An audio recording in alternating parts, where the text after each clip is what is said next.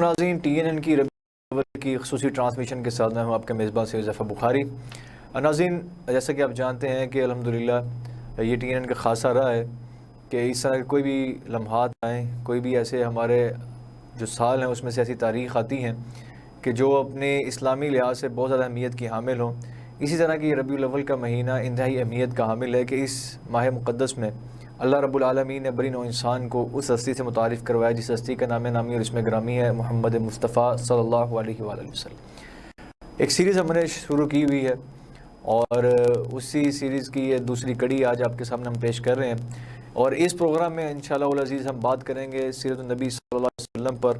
اور نبی کریم صلی اللہ علیہ وسلم کی اولاد مبارکہ پر، حسب و نسب پر اور خاندان پر اور ابتدائی حالات پر۔ اور اس خوبصورت موضوع پر میرے ساتھ گفتگو کرنے کے لیے موجود ہیں قاری احسان علی چیچی صاحب۔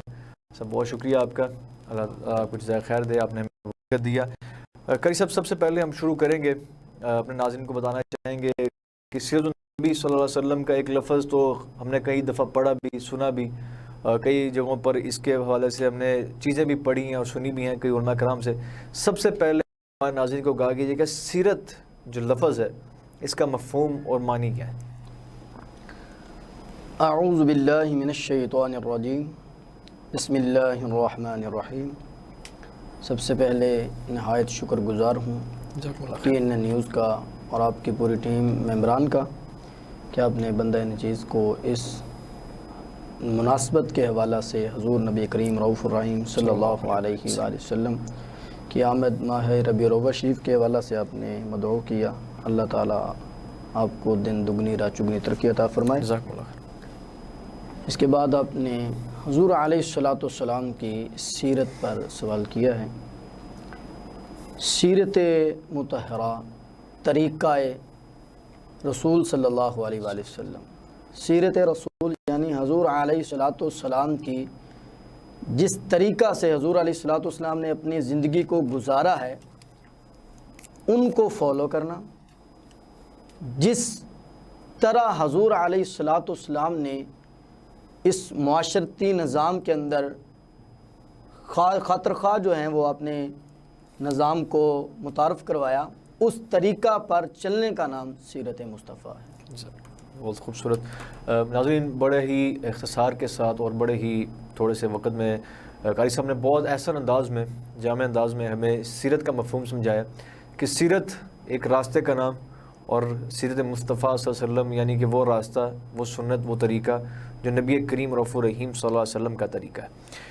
ناظرین، آگے پروگرام کو بڑھاتے ہیں اور اگلے سوال کی جانب بڑھتے ہیں۔ قاری صاحب، سب سے پہلے تو کوئی بھی انسان اس دنیا میں جب آتا ہے،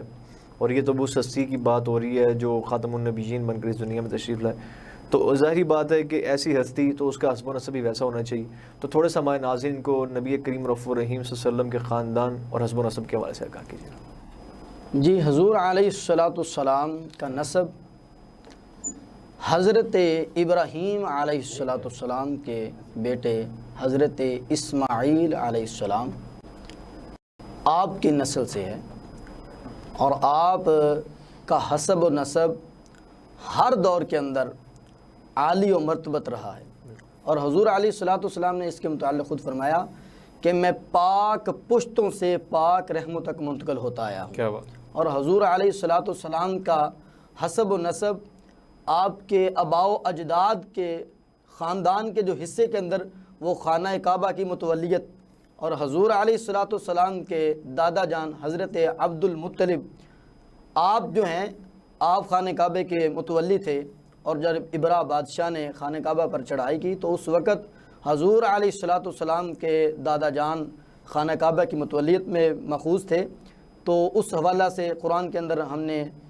بارہا علماء سے سنا الم تر کیف فعل ربک باصحاب الفیل، اور حضور علیہ الصلاۃ والسلام کے جو بنو ہاشم ہے،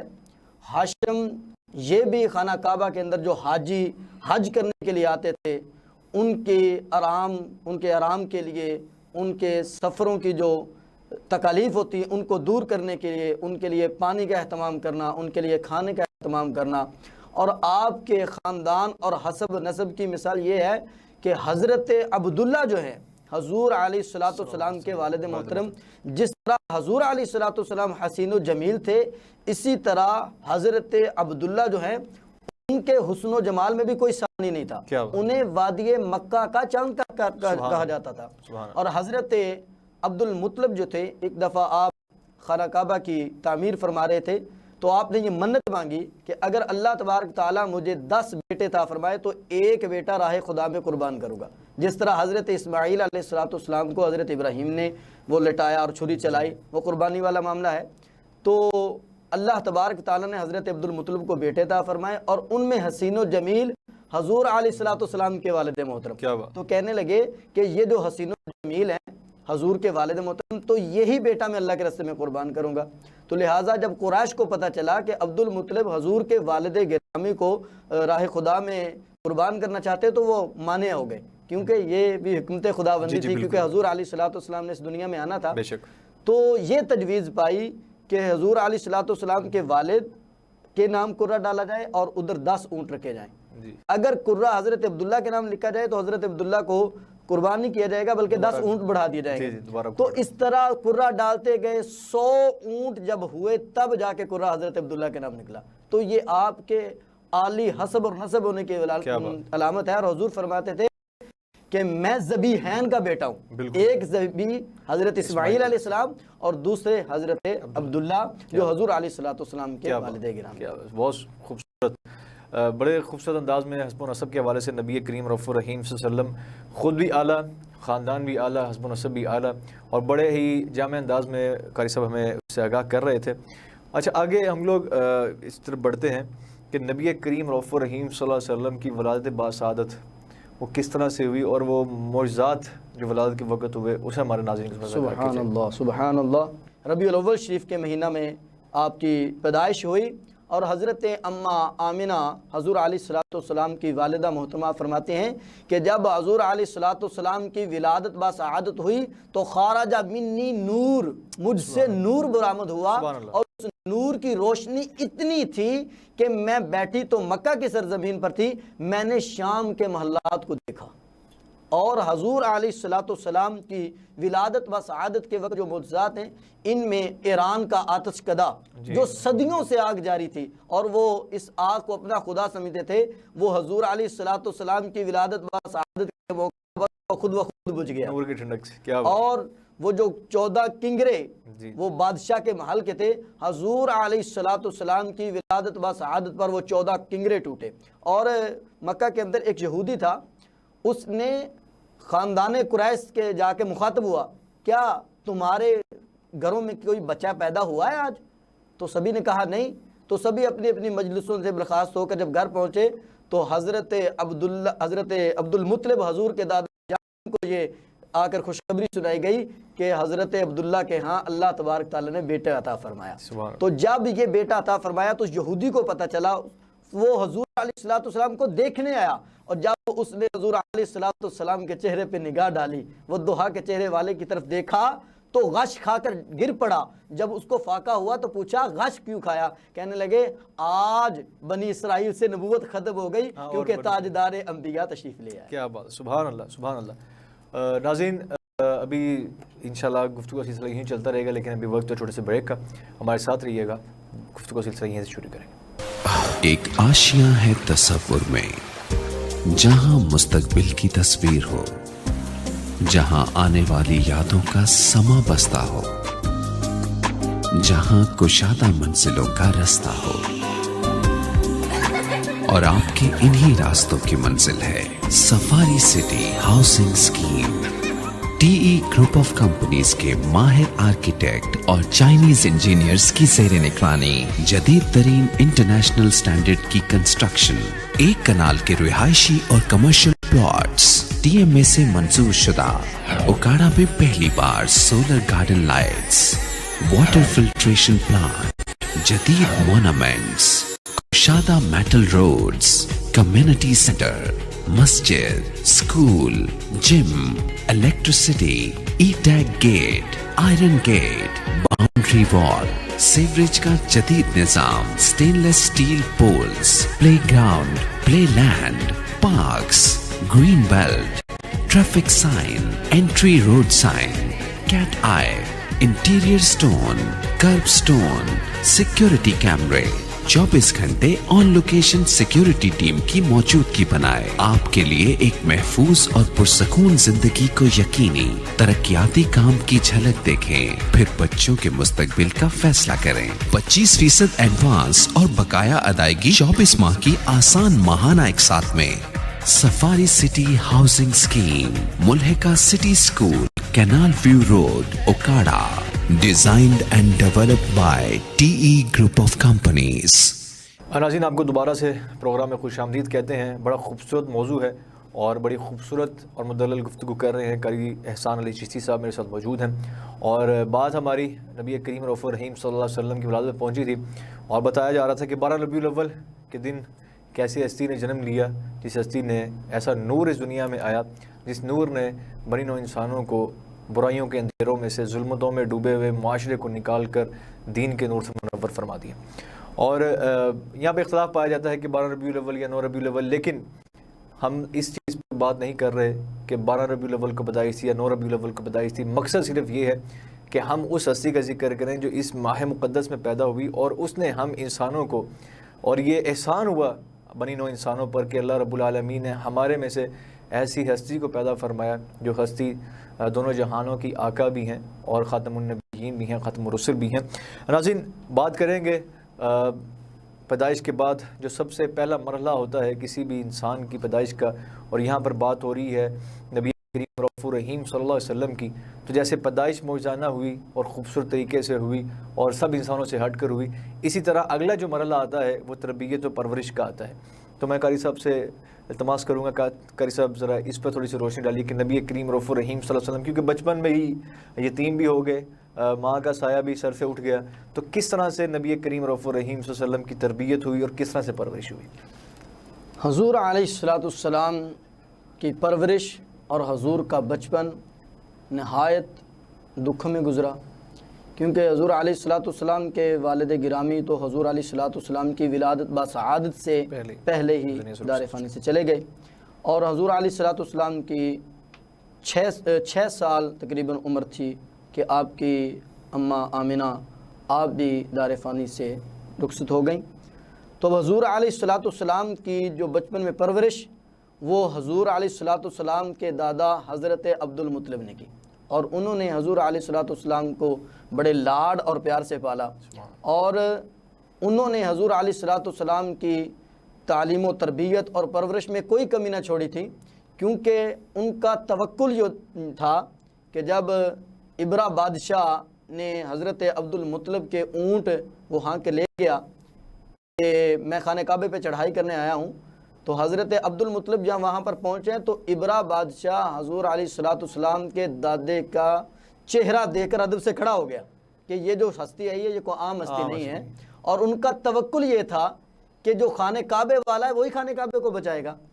तो जो खुद इतनी सिफात के हामिल शख्सियत है तो उन्होंने हजूर अलैहिस्सलाम की परवरिश की। फिर उसके बाद जब हजूर अलैहिस्सलाम के दादा जान इस दार फ़ानी से चले गए तो फिर उनकी जो परवरिश वो हज़रत अबू तालिब जो हज़रत अली मुर्तज़ा शेर खुदा रज़ियल्लाहु अन्हु आपके वालिद गिरामी हैं, उन्होंने हजूर अलैहिस्सलाम की परवरिश की। और जब हजूर अलैहिस्सलाम हज़रत अली के वालिद हज़रत अबू तालिब की परवरिश में आए तो हज़रत अबू तालिब फरमाते हैं कि जब ये बरकतों वाला बच्चा आया है तो दस्तरखान में बरकतें ही हो गई हैं। सुभान अल्लाह। और जब हजूर अलैहिस्सलाम दस्तरखान में बैठते तो खाना थोड़ा होता लेकिन वो सभी उससे सीर हो जाते, वो सारे पेट भर कर तनावुल फरमा लेते। जब हजूर अलैहिस्सलाम दाएं बाएं होते वो खाना खाते तो वो खाना कम पड़ जाता। तो हज़रत अबू तालिब को ये पता चल गया था ये जो बच्चा है ये बड़ी बरकतों का हामिल है, क्योंकि वो तो है ही वमा अरसलनाका इल्ला रहमतल लिल आलमीन की शान वाला। सुभान अल्लाह। नबी करीम रऊफ़ुर रहीम सल्लल्लाहु अलैहि वसल्लम की तरबियत सबसे पहले आपके दादा हज़रत अब्दुल मुत्तलिब ने की और उसके बाद जब वो इस दुनिया से रुखसत हो गए तो हज़रत अबू तालिब जो नबी करीम रऊफ़ुर रहीम सल्लल्लाहु अलैहि वसल्लम के रिश्ते में चचा भी थे और हज़रत अली मुर्तज़ा कररमल्लाहु वजहल करीम के वालिद गिरामी भी थे। नाज़रीन, अगला जो सवाल मैं करना चाह रहा हूँ वो बड़ा ही एक मिठास भरा اور بڑا ہی خوبصورت سوال ہے، اور میں امید کرتا ہوں کہ قاری صاحب جس طرح سے متعلق گفتگو کر رہے ہیں اور فاضلانہ گفتگو کر رہے ہیں، وہ انشاءاللہ اس پہ بھی بڑے فاضلانہ طریقے سے روشنی ڈالیں گے نبی کریم رؤوف الرحیم صلی اللہ علیہ وسلم کا حلیہ مبارک، سبحان اللہ، آپ کا روشن چہرہ، آپ کا قد کاٹ، آپ کی بناوٹ وہ کس طرح کی تھی، ذرا ہمارے ناظرین کو کہا کیجیے۔ حضور علیہ السلام کی شان تو قرآن جگہ جگہ پہ بیان فرما رہا ہے۔ ہم تو حضور علیہ السلام کی اس طرح تعریف بیان کر ہی نہیں سکتے کہ جس طرح رب نے کی ہے۔ سبحان اللہ۔ حضور علیہ السلام کے چہرے کا تذکرہ آیا تو اللہ تبارک تعالیٰ نے سورہ والضحیٰ میں آپ کے چہرے کی قسم کھائی، والضحیٰ واللیل اذا سجا۔ جب آپ کے زلفوں کی بات آئی تو اللہ تبارک تعالیٰ نے سورہ لیل میں فرمایا واللیل اذا یغشا۔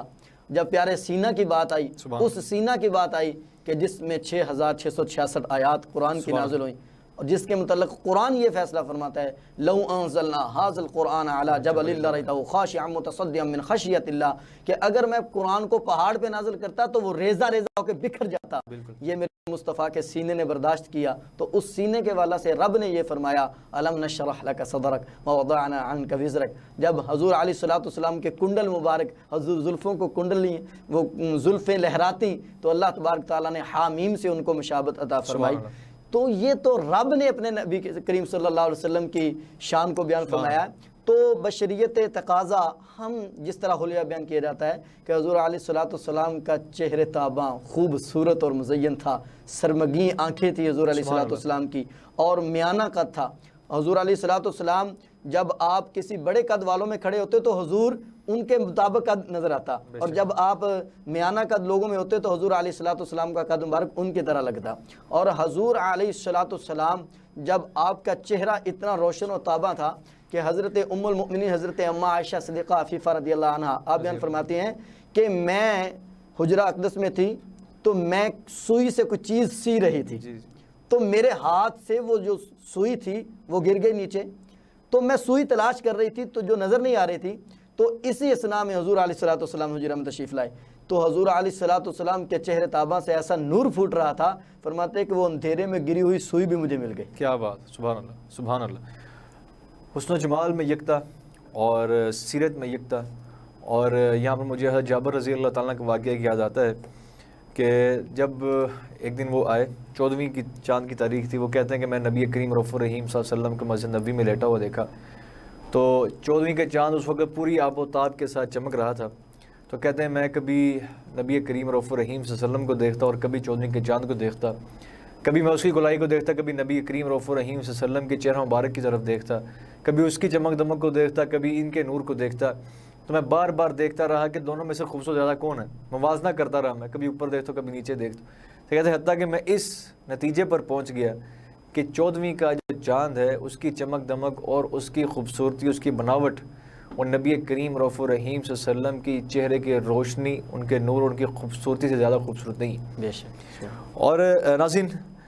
نبی کریم رؤوف الرحیم صلی اللہ علیہ وسلم کے حلیہ مبارک پر بات ہوئی، اور اس کے بعد نبی کریم صلی اللہ علیہ وسلم کا جو روزمرہ کا معمول تھا اس حوالے سے بھی، اور جو شام کا پہلا سفر اپنے چچا ابو طالب کے ساتھ اجازت غرض سے کیا، اس پر تھوڑی سی روشنی ڈالیں، اور اس کے علاوہ جو حضرت ام المؤمنین خدیجہ الکبریٰ سلام اللہ علیہ ورضی اللہ تعالیٰ عنہا کا جو سامان تجارت لے کر گئے تھے شام کو، اس حوالے سے ہمارے ناظرین کو آگاہ کیجیے۔ حضور علیہ السلام کے چچا حضرت ابو طالب جو تھے یہ اتنے مالدار نہیں تھے، تو یہ تجارت کی غرض سے مختلف ممالک کا سفر کیا کرتے تھے۔ تو جب حضرت ابو طالب پہلا جو سفر حضور علیہ السلام نے کیا، حضرت ابو طالب جو تھے وہ جب تجارت کی غرض سے نکلے تو حضور علیہ السلام کہنے لگے کہ اے چچا میں نے بھی آپ کے ساتھ جانا ہے، ضد کی چھوٹے بچے تھے، تو کیونکہ حضور سے پیار تھا تو نہ کر سکے، تو حضور علیہ السلام کو ساتھ لیا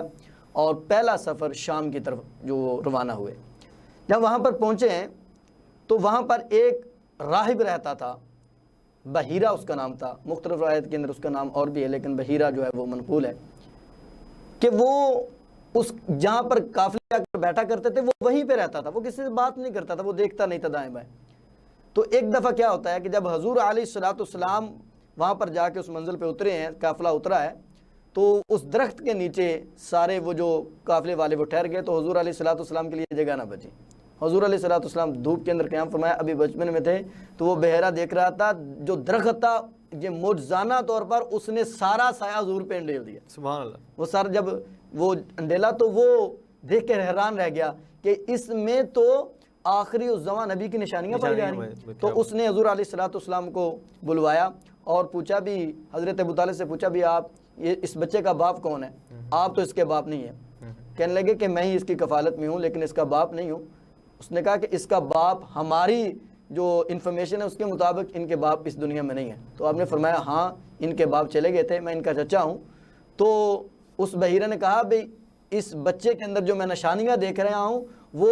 آخری الزمان نبی کی ہیں، تو لہٰذا ان کو لے جائیں واپس، کہیں یہود و نصارہ ان کے دشمن نہ بن جائیں. تو پھر اس سفر سے حضور علیہ الصلوۃ والسلام اس بحیرہ کی باتوں سے بھی آ کر تو حضور علیہ الصلوۃ والسلام کو واپس لے آئے. اس کے بعد جب حضور علیہ الصلوۃ والسلام کی 25 سال عمر ہوئی، 25 سال ہوئی، تو جو عرب کے اندر جو ممالک دوسرے ممالک کی طرف سفر کیا کرتے تھے تجارت کی غرض سے، بہت سارے جو رئیس تھے وہ تھے، اور ان میں سیدہ خدیجہ الکبریٰ سلام اللہ علیہا، آپ بڑی مالدار خاتون تھی اور آپ نے آگے اپنے نوکر رکھے ہوئے تھے، ان کو تنخواہ پہ مقرر کرتی تھی، کبھی ان کا مال میں حصہ ہوتا تھا تو وہ آپ کا مال تجارت لے کے جایا کرتے. تو حضرت ابو طالب نے حضور سے کہا کہ اب بچے آپ جوان ہو گئے ہو تو میں ذرا مال کے حوالے سے بھی ذرا کمزور ہوں، تو آپ کو چاہیے کہ آپ خدیجہ کے پاس جائیں اور اس سے کہیں کہ مجھے کام دے. تو حضور علیہ الصلوۃ والسلام کی شایان شان نہیں تھا کہ وہ کسی سے جا کام مانگتے، کیونکہ حضور علیہ الصلوۃ والسلام کا رب پہ توکل تھا. تو آپ نے حضرت ابو طالب سے کہا کہ میرا رب جو ہے وہ ہمیں نہیں بلکہ ہمارے پاس خود بھیج دے گا. تو جب یہ گفتگو ایک اس کی نوکرانی سن رہی تھی حضرت خدیجہ کی، اس نے جا کے حضرت خدیجہ سے جب بات کی تو حضرت خدیجہ تو حضور علیہ الصلوۃ والسلام کی ایمانداری اور آپ کے حسن و اخلاق کے چرچے وہ پہلے سن چکی تھی. تو حضور علیہ الصلوۃ والسلام کے صادق الامین کے لقب سے جو پکارا جاتا تھا وہ ساری صفات سے آپ کی اس کو معلوم تھی. تو انہوں نے حضور علیہ الصلوۃ والسلام کو بلوایا اور اپنا مال کی پیشکش کی کہ میں آپ کو دگنا دوں گی، آپ میرا مال لے کے جائیں. تو جب حضرت ابو طالب کو بتایا تو حضرت ابو طالب بڑے خوش ہوئے، کہا کہ یہ مال واقعی اللہ تبارک تعالیٰ نے ہمیں عطا فرمایا. تو پھر اس سفر کے اندر ایک غلام تھا، میسرہ اس کا نام تھا، حضرت خدیجہ نے اس کو ساتھ بھیجا کہ آپ نے حضور علیہ الصلوۃ والسلام کی ساتھ رہنا ہے اور ان کے کسی معاملے میں بولنا نہیں ہے، اور جو یہ فیصلہ کریں اس فیصلے میں بھی آپ نے نکتہ چینی نہیں کرنی. تو گویا جب پہلے وہ جاتا تھا تو وہ جاتا تھا ان کی نگہبانی کے لیے، لیکن جب حضور کے ساتھ گیا تو حضور کی خدمت کے لیے گیا. آپ نے بتا کے بھیجا کہ ان کی خدمت کرنی ہے، کسی بات میں کوئی بات نہیں کرنی. تو حضور علیہ الصلوۃ والسلام نے دوسرا سفر کیا اور پھر وہ وہاں پر پہنچے، بڑا دگنا منافع ہوا. پھر واپس آئے تو اس غلام میسرہ نے حضور علیہ الصلوۃ والسلام کے اخلاق اور آپ کی مہارت کے بارے میں بتایا، اور پھر فرمایا کہ جب حضور علیہ الصلوۃ والسلام چلتے تھے تو دھوپ کے اندر بادل حضور پہ سایہ کر رہے ہوتے تھے. تو جب حضور علیہ الصلوۃ والسلام کے اخلاق کے متاثر ہوئی تو پھر حضور علیہ الصلوۃ والسلام کو پیغام نکاح بھیجا. تو دونوں خاندانوں کی مشاورت سے پھر حضور علیہ الصلوۃ والسلام نے سیدہ خدیجہ سے نکاح فرمایا. کیا بات ہے، سبحان اللہ. یہ ایسی کامل رسالت اور ایسی کامل سیرت اور ایسی کامل ایسا اسوہ ہے کہ زندگی کے ہر موڑ پر ہمیں نبی کریم رؤوف الرحیم صلی اللہ علیہ وسلم کا اسوہ نظر آتا ہے. اسی لیے تو اللہ رب العالمین نے ہمارے لیے اس کو کسوٹی مقرر کر دیا کہ جو اس پر چلے گا وہ کامیاب ہے اور جسے ہٹے گا وہ ناکامی کا سامنا کرے گا. ناظرین، بہت سی باتیں کرنا چاہتے تھے، بلا شبہ یہ موضوع ایسا ہے اور اتنے سے وقت میں اس موضوع کو سمیٹنا تو بالکل ہی ناممکن ہے اور دریا کو کوزے میں سمیٹنے کے مترادف ہے. اللہ تعالیٰ سے دعا ہے کہ اللہ رب العالمین ہم نے جو باتیں سنی ہیں نبی کریم رؤوف الرحیم صلی اللہ علیہ وسلم کی سیرت کی، ہمارے ساتھ نے بڑے خوبصورت انداز میں ہمارے ساتھ باتیں کی اور ناظرین کو ان چیزوں سے آگاہ کیا. اللہ تعالیٰ سے دعا ہے کہ اللہ رب العالمین ہمیں وہ تمام چیزوں کو اپنانے اور اس پر عمل پیرا ہونے کی توفیق عطا فرمائے. انشاءاللہ آپ سے ملاقات ہوئی اگلے پروگرام میں، تب تک کے لیے اجازت دیجیے میزبان سے حذیفہ بخاری کو. اللہ نگہبان.